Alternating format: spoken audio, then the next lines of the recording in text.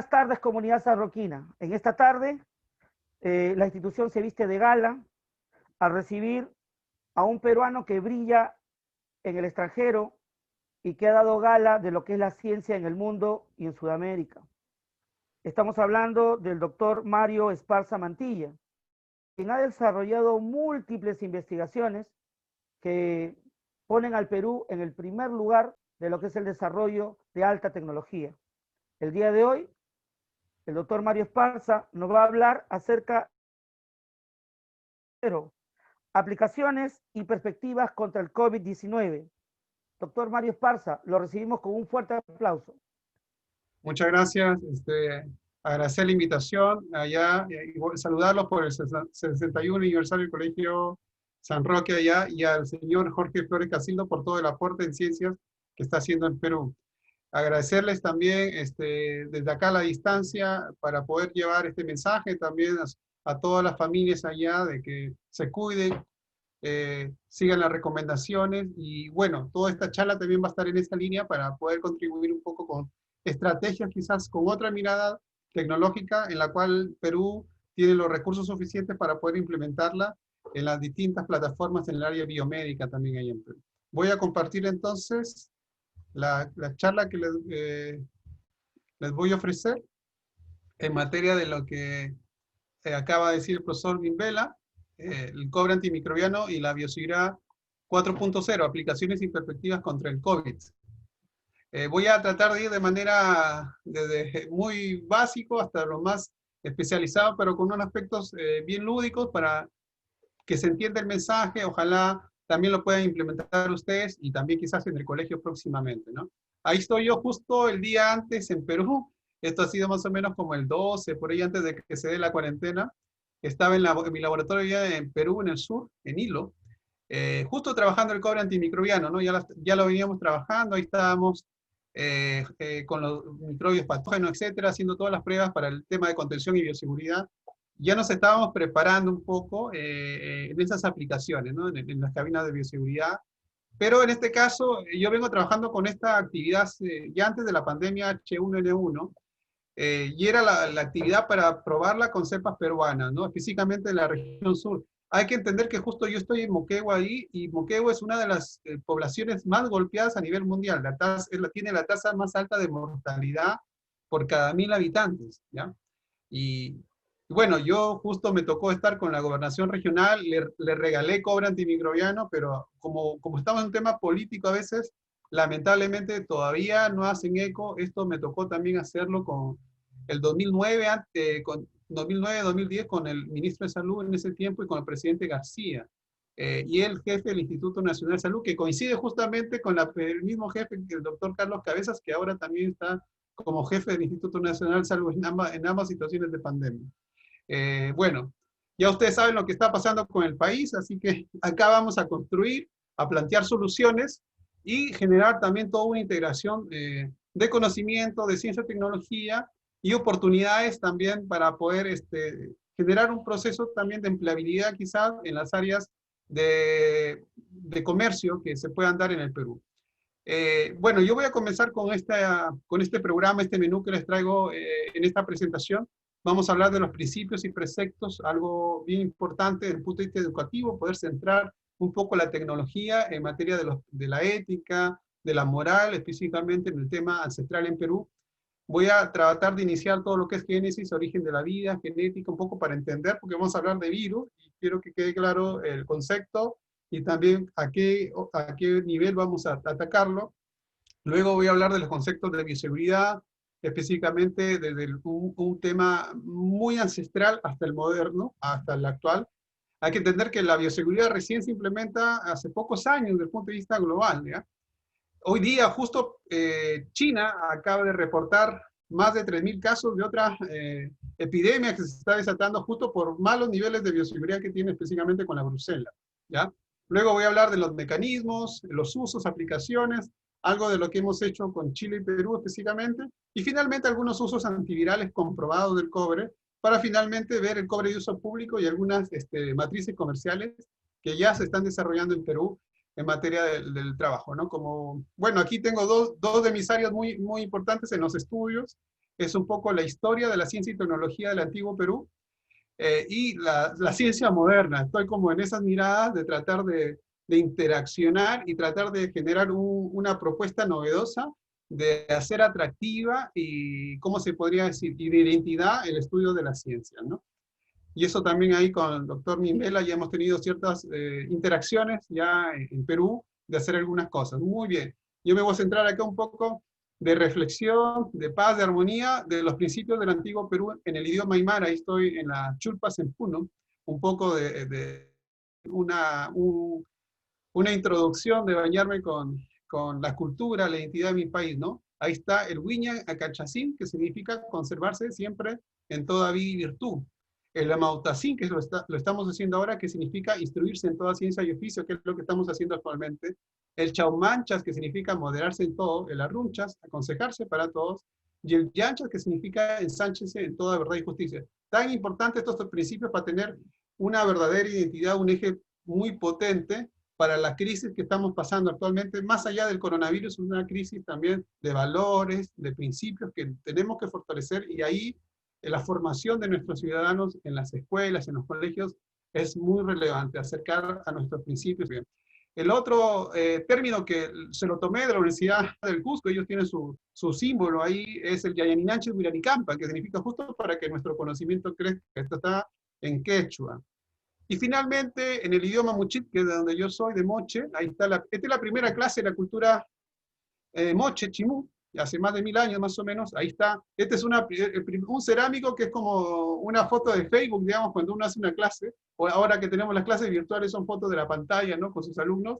Este es en 3D, donde está el maestro y la papá, enseñándoles a los alumnos, ¿no?, y festejando, haciendo todo lo que es una verdadera clase con armonía, con respeto, con principio, ¿no? Dice, Peinarnao Cholo Chan Chan, ¿no? Buenos días, juventud, sol radiante para ustedes, ¿no? Ahora estamos buenas tardes, ¿no? Peinarners Cholo Chan Chan para ustedes allá en Lima.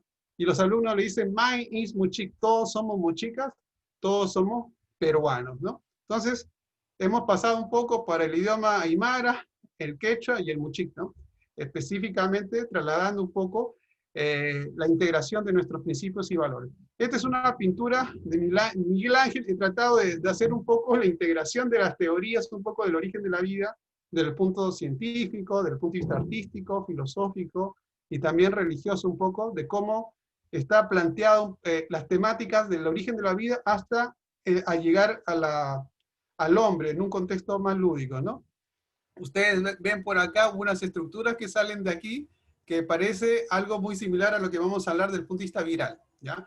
Ahí está Eva y acá está Adán, desde el punto de vista que después voy a tratar. Tenemos un virus, Eva y Adán como personajes de este relato que les quiero narrar. Esta es parte de un documento que estoy sacando, justo se llama Hackeando el Coronavirus, donde está hecho para el público en general, ¿sí? Entonces, en la historia del origen de la vida sucede ya hace más de 4.6 billones de años. La Tierra era un lugar muy oscuro, muy agreste, donde todos los elementos químicos, los 118, estaban colisionando, había altas temperaturas y la vida no se podía hacer desde el punto de vista científico. Para la ciencia, la vida demoró aproximadamente 600.000 millones de años para que se sinteticen recién las primeras moléculas probióticas y prebióticas, por decirlo así, donde está en moléculas basadas en el carbono, el hidrógeno, el oxígeno, el nitrógeno, el fósforo y el azufre en sus distintas plataformas moleculares. Lo tenemos como metano, como fosfato, como amonio, como ácido sulfídrico, como CO2, como COX, hidrógeno, arsénico. Y esto fue el primer caldo de cultivo, ¿no? Las reacciones de los rayos externos, rayos gamma, etcétera, y la misma química prebiótica hizo que esas reacciones generen moléculas orgánicas que comenzaron a escalar un poco la arquitectura de la vida, ¿no? Se desarrollaron los azúcares, la base nitrogenada y los aminoácidos. También hay elementos basados en cianuro que permitieron también generar ese tipo de moléculas orgánicas, específicamente algunos aminoácidos. Entonces, esa es la primera jerarquía: primeramente elementos, moléculas inorgánicas, moléculas orgánicas, moléculas bioorgánicas, y luego siguen las estructuras biológicas, que era la primera molécula de la vida, que era una molécula de ARN, y algunas proteínas o polipéptidos, que las proteínas son prácticamente unidas de aminoácidos, ¿no? Es como una cadena de rosario, cada unidad sería un aminoácido, y toda la cadena de Rosario sería un polipéptido de una proteína. Entonces, esta estructura de aminoácidos, de andamiajes moleculares, desarrollaron una primera molécula que se llamaba el protorribosoma, que es muy parecido a un coronavirus. Y eso después comenzó a evolucionar hasta generar una molécula de ADN. Acá yo le he puesto Adán, es prácticamente una molécula muy parecida a un virus. Se desarrolló una molécula como es el ácido desoxirribonucleico. Luego también con las moléculas de grasa y proteínas se generó una matriz para proteger a la molécula de ADN y generar la primera célula viva. Todo eso le costó a la naturaleza 600.000 millones de años, ¿no? Y de esa molécula que se generó desde sus elementos hasta lo más complejo que tenemos a la célula, que yo le estoy personalizando como Adán, de Adán surgió Eva, ¿no? Esta molécula que se le dice a Adán, que le estoy personalizando, desde el punto de vista del acrónimo en inglés se llama LUCA, que es Last Universal Common Ancestor, el ancestro común universal más antiguo, ¿no?, que tenemos. Entonces de Adán surge Eva. ¿Eva qué significa? Significa los tres dominios en los cuales la naturaleza se divide: los eucariontes, las bacterias y las arqueas, ¿ya? Entonces los eucariontes son células donde la molécula del ADN, que sería el Adán, está protegido por una membrana. Y los procariontes son las bacterias y las arqueas, donde esa molécula de ADN no tiene protección de membrana, ¿no? Acá vemos un proceso en el paso 6, donde toda la vida surge de un virus, quizás ARN, pero también toda la vida puede ser controlada por un virus ARN, donde acá le hice un dibujo donde está ese virus que está por tocar el botón de extinción, y es lo que pasa en las ciencias de la vida, ¿no? Siempre se crea una célula, y para esa célula hay un virus que controla esas poblaciones, ¿no? Y eso sucede, ¿no? Acá hay algunos cerámicos con algunas estructuras similares a lo que nosotros ahora dibujamos, ¿no? Y aquí vemos el modelo tridimensional del SARS-CoV-2, que es el virus que transmite el COVID-19. Muy bien. Sobre el proceso de diseminación y propagación, creo que ya quizás lo hemos escuchado en las noticias. Hay que entender que cuando voy a tratar de sacar, yo me hice una maqueta aquí, bueno, la verdad, le voy a dar el mérito a mi hija. Ella es la que hizo esta maqueta, tiene como 6, 7 años.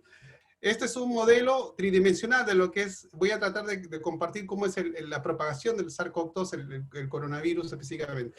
Esta es una representación donde tenemos las proteínas Spike, M y N, que son las proteínas externas del coronavirus.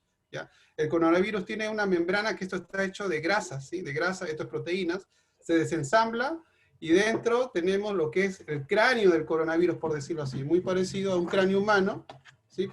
Para compararlo, y dentro está el cerebro del coronavirus, que sería la mente, por ejemplo, el que nos controla, digamos. Esta es la molécula de ácido ribonucleico, ¿no? Que ingresa a la célula, voy a hacer que yo soy célula, y a mí me puede controlar, ¿no? Ese es más o menos lo que ocurre con el modelo de la molécula y cómo llega a la célula y puede controlar y hacer lo que la célula obedezca del coronavirus, ¿no? Entonces ahora voy a tratar de describir un poco cómo es el proceso de infección en materia de lo que les acabo de mencionar, ¿no? Voy a asumir que yo soy el núcleo, el ADN de la célula, y esta habitación es la célula, y acá está la membrana, ¿no? Hay que entender que el coronavirus ingresa a la célula porque tiene una llave. Es como cuando ustedes entran a su casa o prenden su auto, tienen una llave, y la cerradura es una puerta, y es el receptor ACD, o sea, es el receptor de angiotensina 2, que es el que permite al coronavirus entrar. Entonces, el coronavirus, voy a colocar que esta sería la llave, va a ingresar al receptor, y eso va a hacer que ingrese. Entonces, va a ingresar, entonces cuando ingresa se desensambla en la membrana, y lo que entra a la célula, de preferencia dentro de la célula ya, es la cápside, ¿no? Es como este cráneo. Y cuando se desensambla de la célula, lo que sale ya es la molécula de ARN. Y esta es la molécula que toma decisiones, ya prácticamente gobierna, digamos, ¿no? Es la que asume el gobierno. Ahí quizás había el gobierno del ADN, pero llega el ARN y dice, acá le hace un golpe de estado, por decirlo así, ingresa el ARN y comienza a dominar. Y el ARN dice, acá yo mando, y sabes que en este momento voy a sintetizar más moléculas de ARN, sintetizo cientos o miles de copias, nuevamente necesito que sintetices más cráneos, digamos, que las nucleocápsides, se ensambla el cerebro del coronavirus y los cráneos, que serían las nucleocápsides, y luego cuando sale de la célula, se ensambla con las membranas y las proteínas de la propia célula, y se liberan cientos o miles de copias. Imagínense tener esto como si fuera estos juegos de niños donde hay muchas pelotitas y se tiran a nadar. cada una de esas pelotitas sería un coronavirus y todo eso sería una célula. Se llena tanto que explota la célula y se revienta y se muere, ¿no?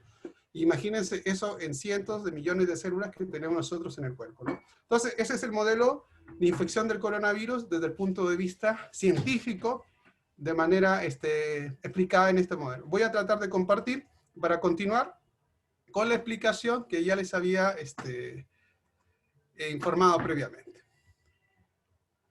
Muy bien, entonces nos habíamos quedado acá. Entonces, cuando nosotros tenemos ya la molécula del AC2 que hace contacto con la proteína spike, por eso se le llama spike, espículo, ustedes han visto allá que se están haciendo las vacunas. Lo que se hace en las vacunas es justo por esto, porque se está tomando, se saca una molécula de estas y se sintetiza miles de veces y se les inyecta a las personas para que hagan protección o anticuerpos.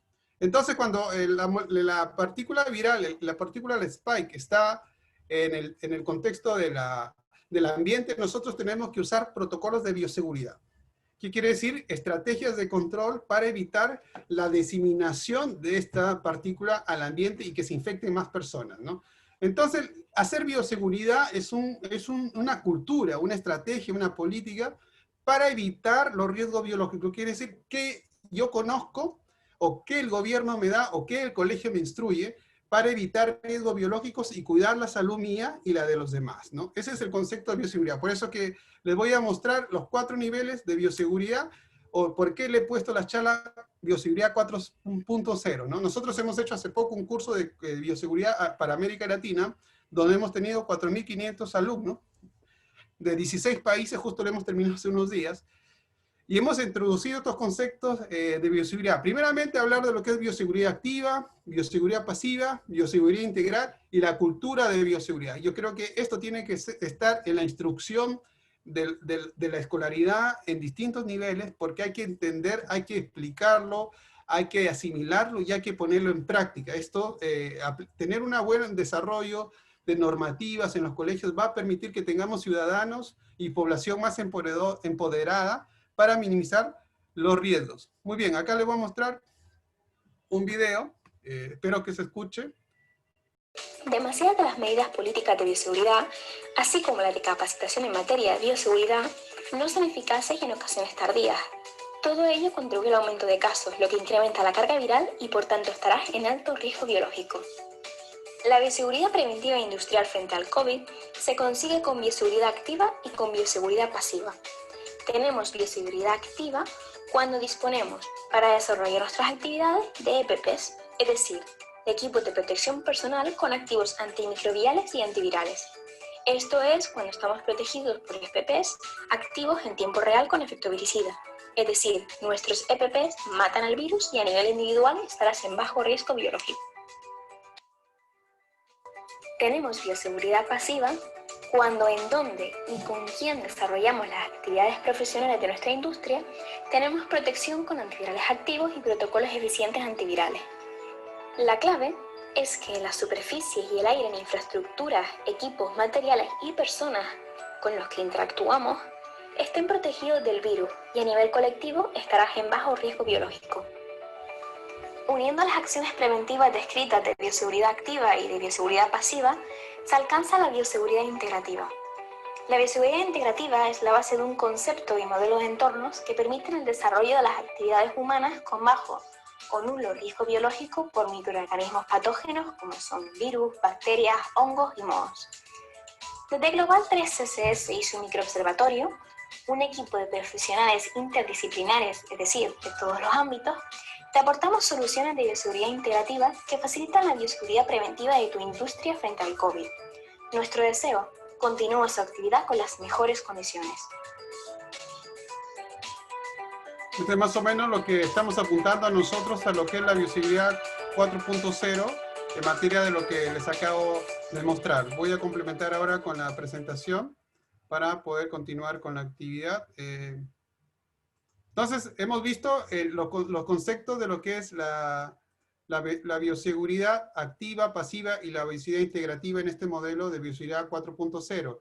¿Qué quiere decir eso? Que no solamente basta con usar un equipo de protección personal o tener una norma, porque hemos visto que en Perú, por ejemplo, y en otros países se están usando equipos pero las mismas personas que lo han usado en el tema médico pueden verse perjudicados porque esos equipos no tienen garantía de ser viricidas. ¿Qué quiere decir? Respiradores, la ropa, los guantes, no cumplen la actividad de ser antimicrobianos. Entonces, aumenta la carga viral, por eso es que hemos tenido mucho personal sanitario que ha fallecido, porque estaba con equipo de protección personal, pero no era de protección de bioseguridad, ¿no? Entonces, este concepto tiene que ver con la bioseguridad en el equipo viricida, en el entorno también, y en una infraestructura que más adelante les voy a ir mostrando de a poco, ¿no? Este es el concepto de bioseguridad 4.0 que les estoy mostrando. Por un lado, tenemos que tener bioseguridad activa, la pasiva, la integrar tanto en el entorno, en la misma persona como en el entorno, pero también en la cultura. De nada sirve que alguien se ponga bien el traje, tengamos eso, y después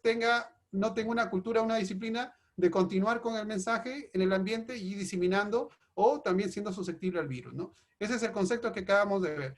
Muy bien, esto estamos viéndolo desde el punto de vista modernista, que ya lo estamos aplicando, pero también hay que entender que la bioseguridad no es algo nuevo. Esto se estaba aplicando hace más de 2000 años en el Perú. Perú es uno de los países donde los sistemas de bioseguridad ya se habían desarrollado desde el punto de vista cultural.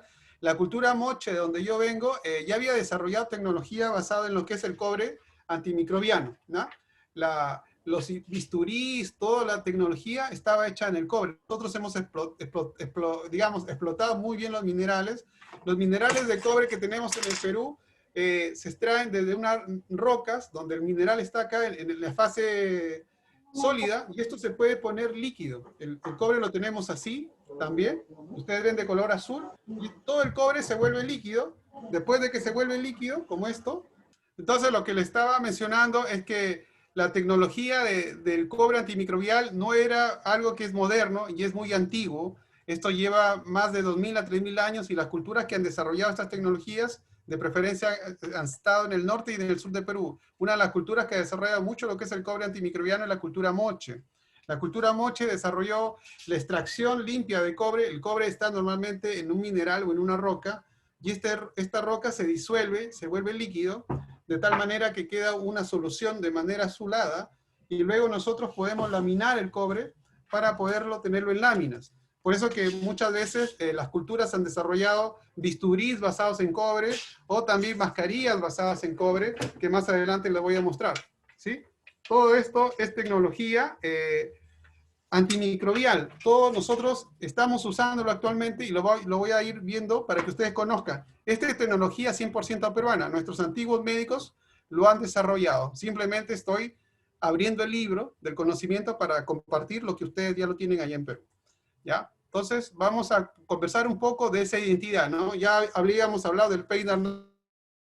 Actualmente, nosotros tenemos, estos son guantes antimicrobianos de aleaciones de cobre hechos en Perú, versus los guantes de látex. Si nosotros comenzamos a usar estos guantes de látex en el ambiente actualmente hospitalario o clínico, estos guantes van a estar con la carga viral desde todo el proceso de que yo uso, tanto de mi propia carga como la carga externa. O sea, se convierten en un objeto de transmisión de patógenos, ¿sí? Y en el mismo ambiente yo puedo desechar los guantes y siguen transmitiendo los patógenos. Imagínense tener guantes con tecnología antimicrobial que potencialmente quizás nuestros médicos se lo ponían antes o mediante, y podían hacer aplicaciones biomédicas. Ahí tenemos a nuestro señor de Zipán, prácticamente tenía su equipo de bioseguridad con mucha capacidad antimicrobial, que es lo que nosotros tenemos. Ahí están algunos guantes o brazos antimicrobianos también de la cultura Lambayeque. Ahí está la representación, esto está en tumbas reales, ¿no? Allá en Lambayeque. Acá tenemos, bueno, acá estoy en mi laboratorio, lo que normalmente uno usa una mascarilla, un delantal, y esto es más o menos lo que estoy mostrando actualmente, ¿no? Representando un poco lo que nuestros antiguos moches usaban desde el punto de vista antimicrobiano, quizás en alguna cirugía o algún trabajo. ¿Qué se hacía cuando un paciente estaba mal? Hace más de 2500 años, por ejemplo, había un proceso donde los pacientes, si lo vemos desde el punto de vista, vamos a asumir que esta es una maqueta de modelo, la persona estaba enferma, pasaba un proceso de infección por un agente viral, un agente patogénico, y nuestros antiguos médicos se colocaban todo ese uniforme y hacían la cirugía, ¿no? Las craniotomías, extraían la parte que estaba dañada o por algún trauma, y luego ¿qué hacían? Colocaban un parche. y el parche estaba con cobre, ¿sí? Y eso ha sido tan exitoso que ha tenido un 85%. La tecnología ancestral de la bioseguridad en el antiguo Perú se basaba específicamente con el uso de material antimicrobiano basado en lo que es cobre, ¿no? Nuestros antiguos peruanos lograron laminar el cobre y tener un alto conocimiento de la actividad antimicrobial. Hacer una incisión, una cirugía actualmente es altamente riesgoso, hasta en un hospital. Actualmente en Lima o en Perú de preferencia, hay muchos casos donde los pacientes pueden fallecer por infecciones intrahospitalarias. Imagínense hacer una craniotomía, o sea, abrir el cráneo y poder hacer un tratamiento médico por un trauma o por alguna infección. Entonces, ¿cómo se hacía? Ellos operaban usando tecnología basada en cobre y luego que terminaban la cirugía, colocaban un parche. Nosotros tenemos un parche curita, ¿no? Ustedes lo compran en las farmacias, pero esto era de cobre. Se colocaba el cobre porque el cobre es totalmente antimicrobiano. Después voy a explicar por qué el cobre es tan bueno para eliminar bacterias, hongos y virus, y de esa manera el paciente se recuperaba. Encima se regeneraba el cráneo, no lo digo yo, se los voy a mostrar las evidencias, y con un 85% de éxito. Tal es así que los españoles, cuando vieron a los incas, que fueron los alumnos de los moches y los paracas, lo quisieron clonar la tecnología y no pudieron, tenían su eficiencia del 15 al 85% de eficiencia. Los patógenos pueden ingresar y hacerles daño. Entonces, al usando esta tecnología se evitaba eso. Voy a tratar de compartir ahora cómo es el proceso de los cuales nosotros tenemos la evidencia en Perú. Estos son cráneos de la cultura Paracas. Este es un cráneo donde se hizo una incisión y acá hay un proceso de cicatrización total. O sea, ¿qué quiere decir? Que esto todavía ni siquiera la ciencia actual lo sabe. ¿Cómo regenerar el cráneo? O sea, ustedes se hacen una herida, es como que se hace una fractura, pero este es un corte totalmente, se extrajo un trozo de cráneo y luego del proceso de cirugías se hizo una regeneración.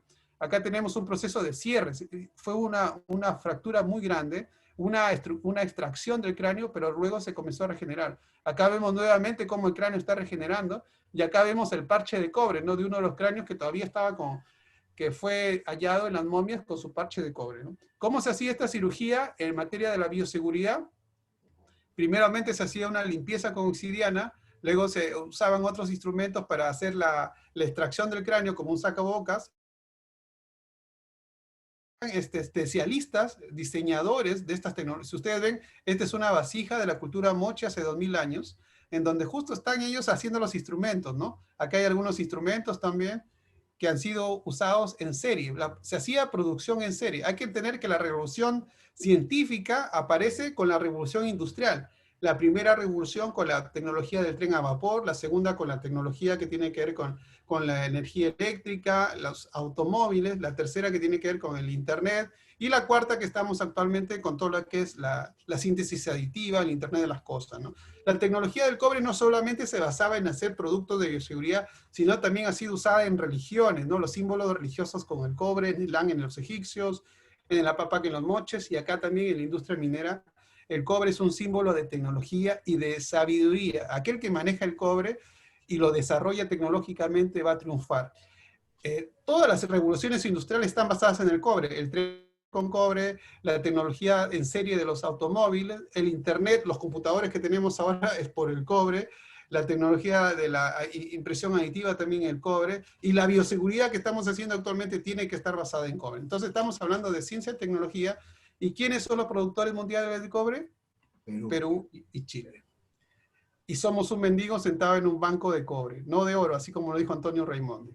Muy bien, muchas de estas cosas del cobre me toca a mí también, así como estoy presentándoles a ustedes, estar haciendo capacitaciones en el área biomédica, en los hospitales, etcétera, para poder transferir un poco del conocimiento y un poco actualizar también estas tecnologías. El cobre, como les digo, se produce justo de un mineral. Ustedes saben que hay muchos conflictos mineros en Perú. Nosotros aplicamos esta tecnología. Se muele el cobre, se hace líquido, justo usando tecnologías basadas en tecnologías limpias, usando microorganismos benéficos, y luego se tiene el cobre laminado, ¿no? Perú vende el cobre molido, o sea, coge el cobre, lo muele, o si no lo cocina y hace una alta huella de carbono por usar combustibles fósiles, ¿no? Entonces se tiene que hacer tecnología limpia. Todo este concepto es de cobre producido para generar economía circular. lo podemos obtener desde los recursos mineros, los minerales, usamos microorganismos eficientes para extraer el cobre, y este cobre lo podemos usar en las instalaciones médicas, en los hospitales, postas médicas, en los instrumentos médicos, en los parches que hemos visto, en las medias, en la ropa. Más adelante lo voy a explicar, simplemente acá estoy un poco mostrando cómo es el ciclo de una masa de 63 puntos que puede inactivar muchos patógenos, y del cobre se pueden sacar más de 60 tipos de aleaciones con distintos otros átomos, y le permiten ciertos colores y cierta estabilidad antioxidante en las mezclas. El cobre es un elemento también importante para la célula en la naturaleza, desde bacterias, plantas y para nosotros, ¿no? El cobre puede estar en el suelo, es absorbido por los microbios se lo traspasan a los vegetales, y los vegetales lo usan para sus mecanismos fisiológicos. Más allá de los vegetales, en el ser humano está aceptado que nosotros debemos tener cobre más o menos cerca de 900 microgramos por día en nuestra alimentación. Tal es así que el cobre es importante, lo tenemos en muchos alimentos. Se vende el cobre, se consume, tiene un efecto importante. Al consumir el cobre nosotros, es importante, es que es un perfecto conductor de electricidad. Nosotros tenemos el sistema nervioso, los músculos, todo, así como está funcionando este computador ahora o el celular, lo tenemos que cargar con electricidad, y esa electricidad está hecha por cables de cobre. Es muy similar ese efecto que tenemos nosotros en los músculos, en los tendones, en el tejido nervioso, ¿ya? Eso es un poco para quedar en el concepto del cobre. Muy bien, entonces el cobre está presente también en los alimentos, y la dosis más o menos que nosotros tenemos que tener es más o menos de 900 microgramos por día. Es importante para el control de la anemia, no solamente consumir hierro, sino que también consumir cobre en soluciones desde el punto de vista nutricional, en el hígado, en los cereales. Su toxicidad es bastante baja en el contexto de estos alimentos. Es un micronutriente muy importante que debemos nosotros consumirlo. Tal es así que el cobre es un supermetal, es resistente, ayuda a la resistencia de la corrosión, es gran conductor de electricidad, es conductor térmico, es dúctil, pero también es reciclable, es bactericida, viricida, y es importante para la salud, ¿ya? Como lo estamos mencionando, tanto nutricional como para protegerlos en el concepto de bioseguridad. Muy bien. Ahora voy a hablar de las aplicaciones. Estos son todos los productos. Yo, como les digo, mi celular, esos son lo que yo les mostré hace un momento, ¿no? Ahí lo estoy mostrando. Entonces yo cuando salgo, por ejemplo, estoy con mi teléfono, ¿no? Es mi teléfono, yo mismo lo he diseñado, es un teléfono basado en cobre, tecnología de cobre. Esto es un iPhone. Quizás por ahí se habla con los dueños de iPhone. Les recomiendo que hagan celulares con una nanotecnología basada en cobre, así que las personas cuando manipulan su celular ya estén teniendo un efecto antimicrobial, digamos así, ¿no? Eso es un tema también importante de generar tecnología para poder generar la laminación, ¿no? Como les he mencionado, el cobre se extrae de los minerales, se vuelve líquido y luego se lamina, ¿no? Tenemos jabones de cobre, que están viendo ahí están, son jabones de cobre que tienen sulfato de cobre. Tenemos la virutía que se usa para lavar los platos, tenemos nanotecnología, tenemos los lapiceros de cobre, etcétera, los hilos de cobre para la cinta. Entonces, el cobre se hace fácilmente por tecnologías limpias y podemos aplicarlo. Entonces, ¿qué tenemos? Tenemos una mina que produce mucho cobre en el país. Este cobre ya vemos que lo podemos aplicar en bioseguridad, no porque se los diga ahora, porque ya lo han aplicado hace 2000 años, y prácticamente podemos impactar en la salud poblacional. O sea, tener una buena tecnología, tener una minería sostenible tiene un buen impacto en la salud. Ya les había hablado de la primera, la segunda, tercera, cuarta revolución, y cuando apliquemos esta suma de tecnologías, quizás construyamos lo que se llama una quinta revolución industrial, ¿no? Basados en esta tecnología del cobre antimicrobial, ¿no? ¿Qué tenemos que producir también? Tenemos que aumentar la bioseguridad poblacional, fomentar la prevención de riesgos biológicos e incrementar la protección de nuestros ambientes y ecosistemas, ¿no?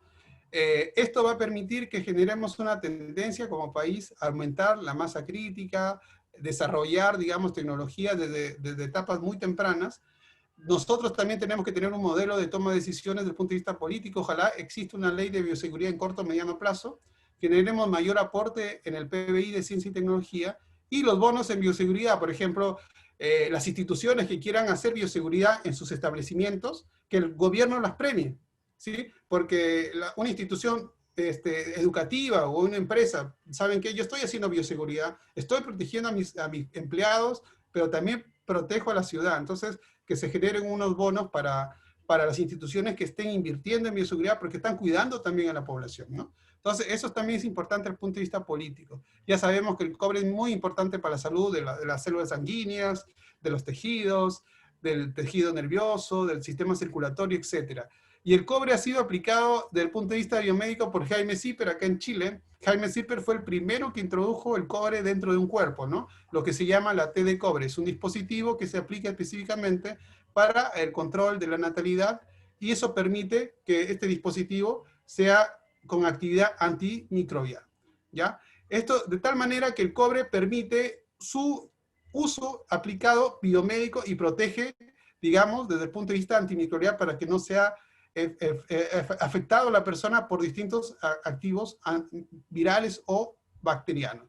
El cobre también tiene una capacidad antimicrobial que ahora lo voy a explicar. Voy a tratar de hacerles entender que los patógenos, voy a mostrar aquí la maqueta, los patógenos, así como el SARS-CoV-2, tienen un talón de Aquiles. Todos los patógenos tienen una carga electrostática, ¿no? Al igual que nosotros estamos cargados, también, si nosotros queremos medirlos, tenemos una carga eléctrica. Y el talón de Aquiles es que su carga electrostática externa total es negativa, ¿sí? ¿Qué quiere decir? Que cuando el coronavirus está con un átomo de cobre, en sus distintas formas, puede estar en metal o puede estar en solución, el coronavirus lo que va a hacer es alejarse. Este es como un imán. Y lo neutralice, lo inactive.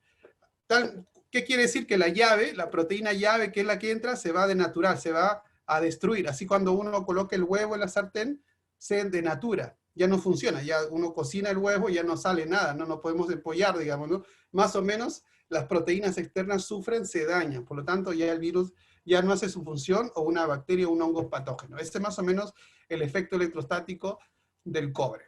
Muy bien, entonces como tenemos eso, el cobre puede ingresar a las membranas, al núcleo, y destruir la célula por completo y causar un efecto electrostático de la célula desde el punto de vista de su permeabilidad. Ya no consume oxígeno, ya no consume sus alimentos la célula, y la célula termina por decaer, digamos, o inactivarse o morir, por decirlo así, ¿no?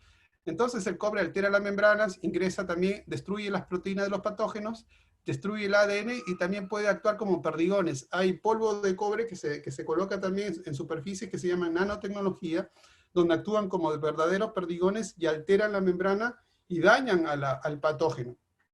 Voy a mostrar algunos ejemplos. Este es más o menos un modelo donde tenemos una bacteria, en donde se ve el color rojo significa que la bacteria está activa. Cuando lo colocamos a la bacteria con cobre, en el contexto de la reacción química, ¿qué ocurre? Que la bacteria siente el cobre y comienza a inactivarse, sus proteínas se cocinan, digamos así, por la acción de la carga positiva y con la carga negativa, y poco a poco se va oscureciendo prácticamente su capacidad biológica.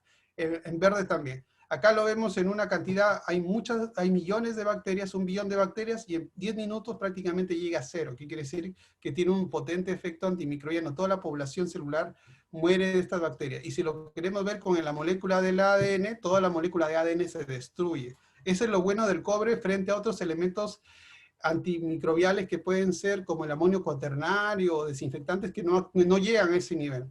Pueden dejar el ADN todavía, y ese ADN o ARN puede ser transferido, generar alguna transferencia de genes.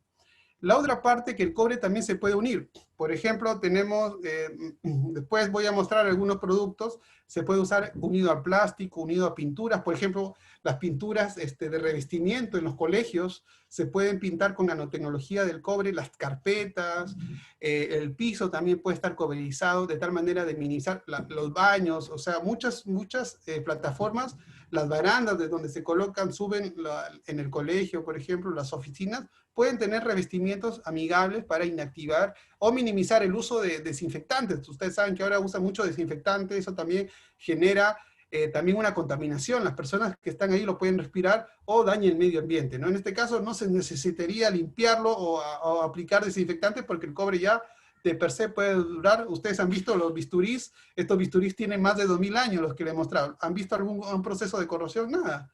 Entonces, Ustedes, o cuando se aplicaría, no habría eso. Ahora les voy a mostrar un poco de la ciencia que hemos hecho. Estos son experimentos que hemos hecho ya hace más de 12 años aproximadamente aquí, cuando comenzamos con el cobre antimicrobiano. Esto fue científicamente probado. Igual, como les estaba mostrando, estos son instalaciones de baño, las camas, de las camas UCI y las mesas UCI para aplicar el cobre, ¿no? Esto fue hecho justo en la universidad. Ahí hay un video y se lo voy a dejar para que cuando lo puedan ver, para que alguien que tenga acceso, igual la presentación se la voy a compartir para que ustedes la puedan acceder. Voy a entrar a la parte científica. Esto que ustedes, si se dan cuenta, en los hospitales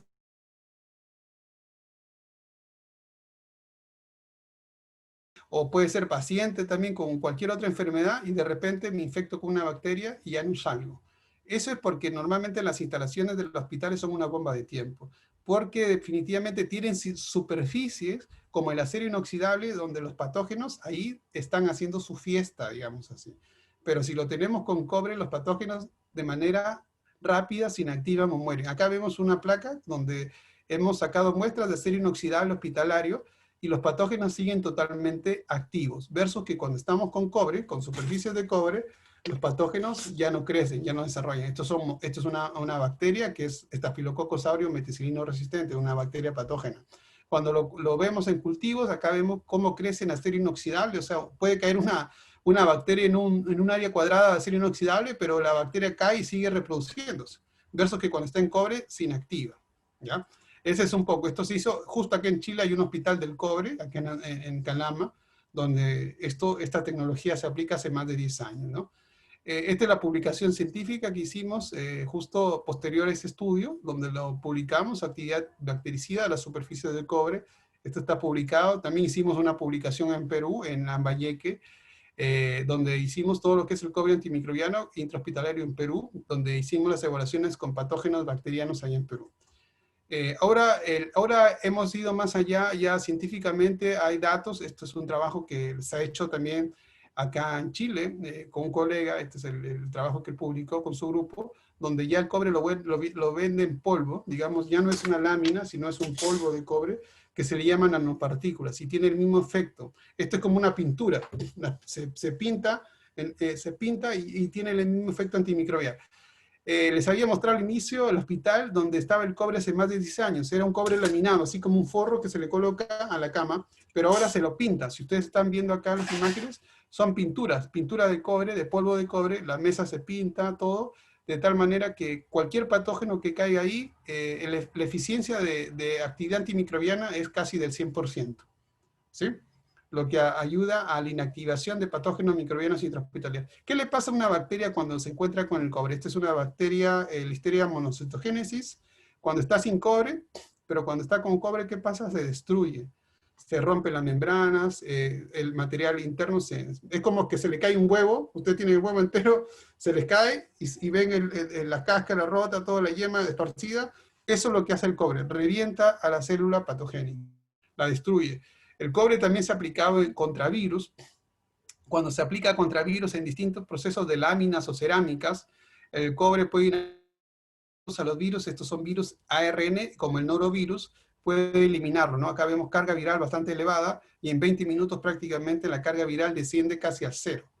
Este es el coronavirus humano, por ejemplo. Cuando se aplica el cobre con coronavirus humanos, el cobre puede inactivar el virus en más o menos en 20 minutos. Acá lo vemos un poco el ring de Box, que es lo que pasa cuando enfrentamos al cobre con el coronavirus. La partícula viral se destruye, o sea, prácticamente se rompe, termina totalmente destruida. Pero ¿qué pasa si el coronavirus cae en el teflón, en cartón, en cerámica, etcétera, sin cobre? Puede vivir hasta 5 más días, ¿ya? Eso es lo que ocurre. Acá hay trabajos de investigación que se han hecho también para la cepa pandémica, el SARS-CoV-2, y también tiene un efecto también inhibitorio.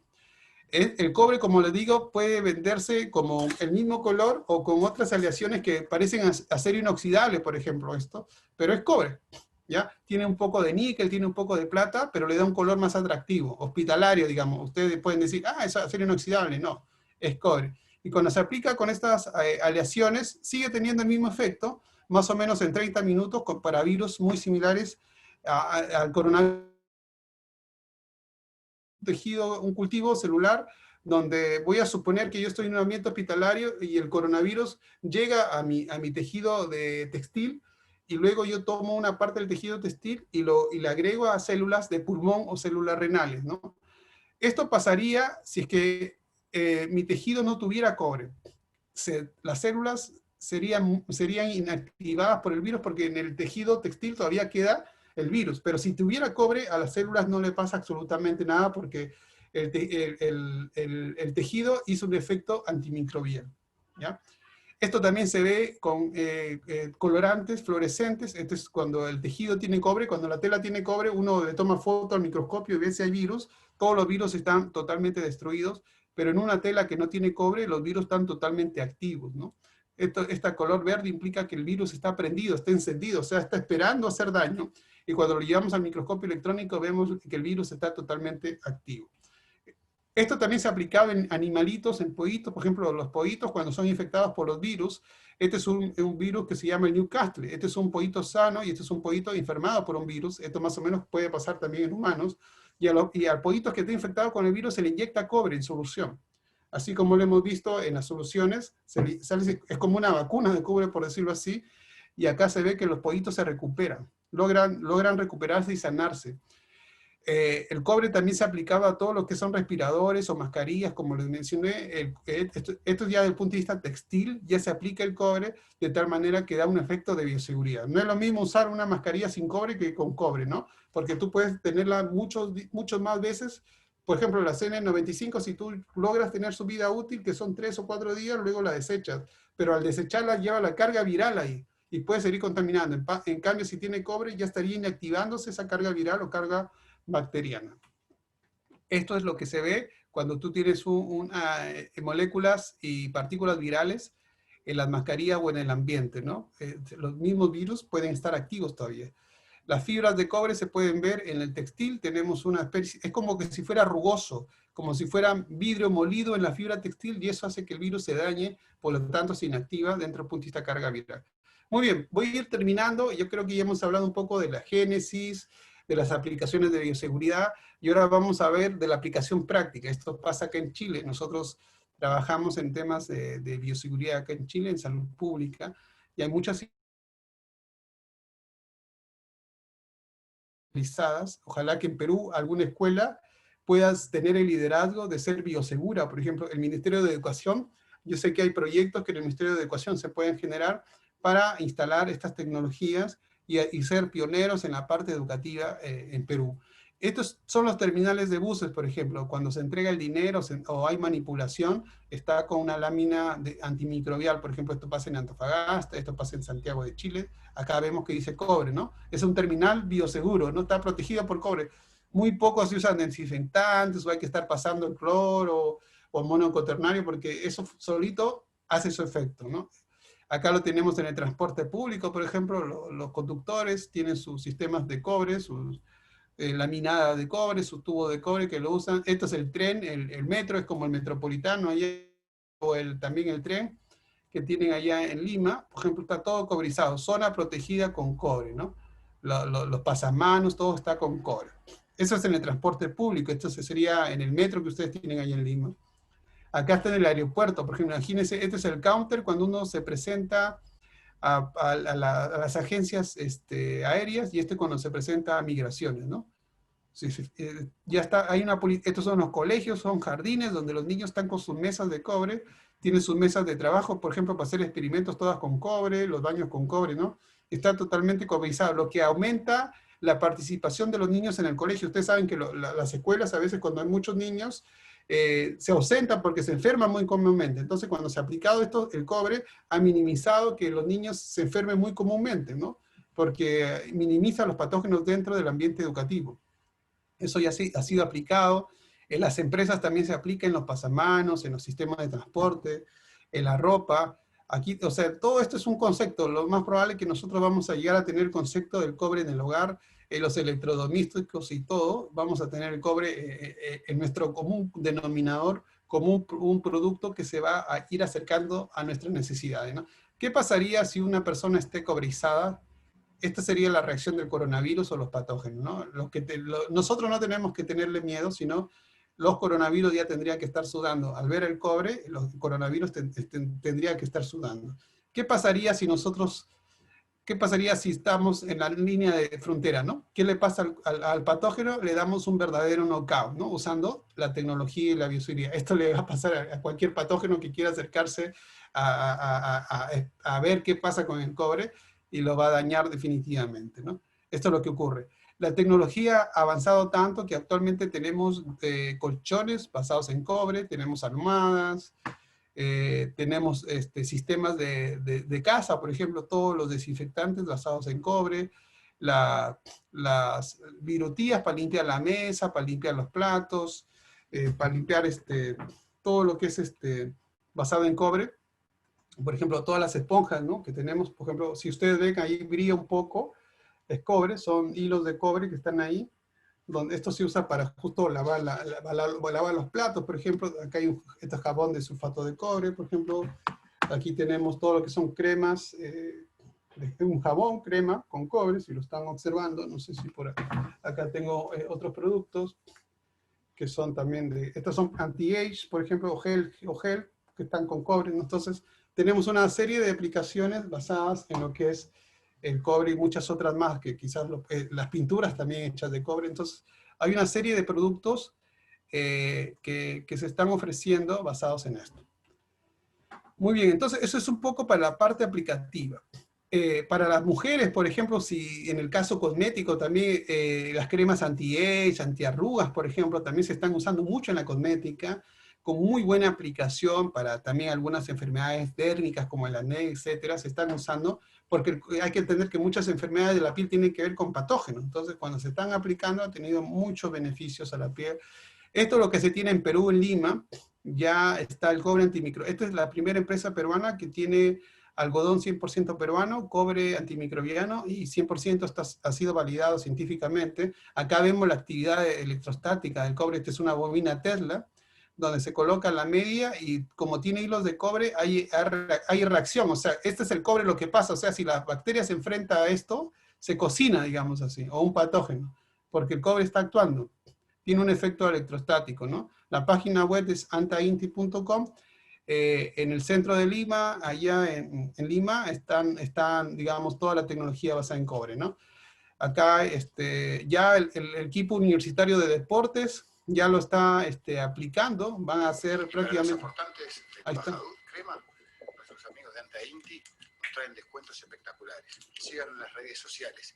Es un gran producto para una gran hinchada. Antainti ya se sumó al proyecto. Ahora te toca a ti. Entonces, esos son productos que nosotros hemos estado avanzando en el tema de tecnología. Voy a agradecer a las instituciones a las cuales yo colaboro allá en Perú, específicamente a la UNAM, al Colegio de Biólogos, a la empresa Antainti, a las fundaciones internacionales, a las empresas acá en Chile, y también el Global 3 en España, donde estamos aplicando todas estas tecnologías. Mi trabajo es netamente de terreno. Yo soy científico, me encargo de hacer investigación para la protección de la vida y del medio ambiente, en todo lo que es plataformas de extracción limpia de metales, y tratar de generar también producción científica y tecnológica para el Perú, ¿no? Ahora me estoy dedicando a todo lo que es hacer gastronomía para los animales, todo eso. Ahora estamos en Fiestas Patrias aquí en Chile. Les doy un mensaje también allá en materia de lo que es la naturaleza, la vida, proteger el medio ambiente, que es importante, y sacar adelante también todo el talento que tenemos al estar integrados para poder tener un ambiente equilibrado. Esta es mi página web, donde cualquier cosa, cualquier contacto, yo estoy en LinkedIn, me pueden ubicar ahí, en materia de alguna consulta, pregunta o duda, o más adelante algún proyecto que se quiera hacer. Muchas gracias allá a Lima.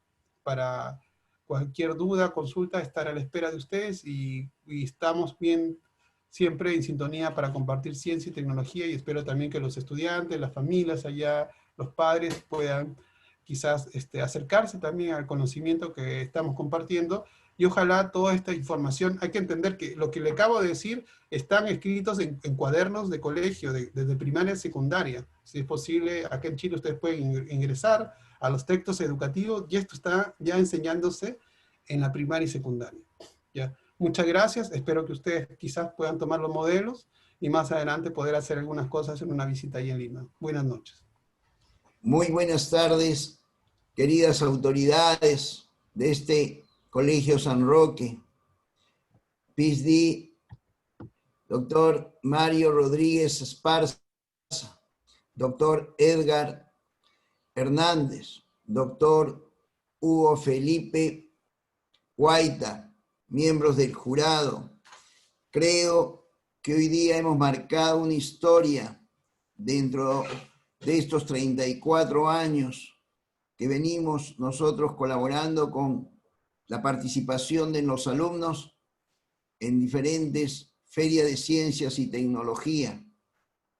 No olvido en el año de 1986, cuando empezábamos en la primera actividad de ferias educativas. Y ya nosotros estábamos concursando a nivel nacional y obteniendo el primer puesto con el brazo programable con sensores.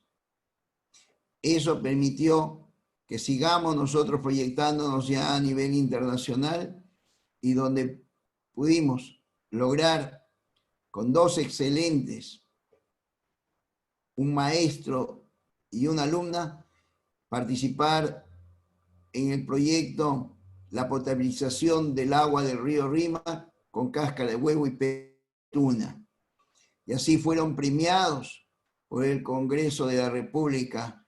Me refiero a nuestro licenciado Luis Mimbela Quispe, y para esos años, en el año 2014, la señorita Katia Mimbela Barreda.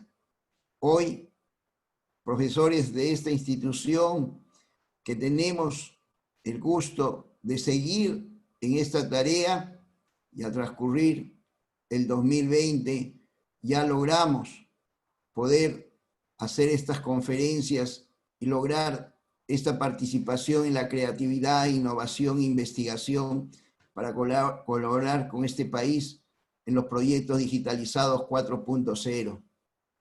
Y de igual manera, lograr que los trabajos de nuestros alumnos brillantes, alumnos, 80 trabajos, puedan ser partícipe y decirle al Consejo Nacional de Ciencia y Tecnología que sigamos trabajando para lograr cada vez más desde las aulas, de los colegios, de los institutos superiores, de las universidades, contribuir para que nuestros productos sean a nivel nacional y a nivel internacional patentados por ellos. Así se logrará que nuestro país cree este Ministerio de Ciencia y Tecnología, que es el sueño de nosotros. Queremos que al transcurrir 34 años, cada vez mejorando más nuestros proyectos, tan igual como sucediera el año pasado en el 2019, donde presentamos al distrito de Surco 70 proyectos realizados en su campo de la municipalidad, cedido por su señor alcalde, de lo cual mi profundo agradecimiento. Por eso queremos que sepan, queridos padres de familia, que vuestros hijos son los recursos humanos más preciados, y ustedes, alumnos de esta promoción 2020, orgullosos que frente a este nuevo reto siguen produciendo, y así será en los años venideros hasta que logre este país volver nuevamente al ritmo de una educación presencial. Por eso, mi profundo agradecimiento a cada uno de ustedes, alumnos, alumnas de este Colegio San Roque. Gracias por todo este esfuerzo y esta dedicación desde que empezara las clases en el mes de marzo. Ya estábamos nosotros teniendo ya los primeros resultados, porque queríamos que fuese algo distinto y mucho mejor. Y al llegar a este punto, estar entregando estos productos y decirle al Perú que sí podemos, cada uno de nuestras regiones, cada uno desde el lugar donde nos encontremos, seguir investigando, seguir innovando para poder contribuir a poner en valor todos los productos que tenemos nosotros para exportar a nivel internacional. Gracias de todo corazón a todas las autoridades que ha sido posible que estén al lado de nosotros, del Ministerio de Educación, del Ministerio de la Producción, del Ministerio de Turismo, del Ministerio de Inclusión, porque estos productos serán para ustedes. Queridos padres de familia, mi profundo apoyo a estos alumnos que ha permitido poder lograr dar término a un certamen de los Juegos Florales 2020 y así decirle a nuestros miembros y con apoyo del Estado contribuir para que siga engrandeciendo este país. Queridos alumnos, queridos padres de familia, maestros del Colegio San Roque, doy por clausurado los Juegos Florales del área de Ciencia y Tecnología. Muchas gracias, queridos compatriotas de este país bendito del Perú, y un saludo para todos nuestros exalumnos y público en general de todo este planeta Tierra. Muchas gracias.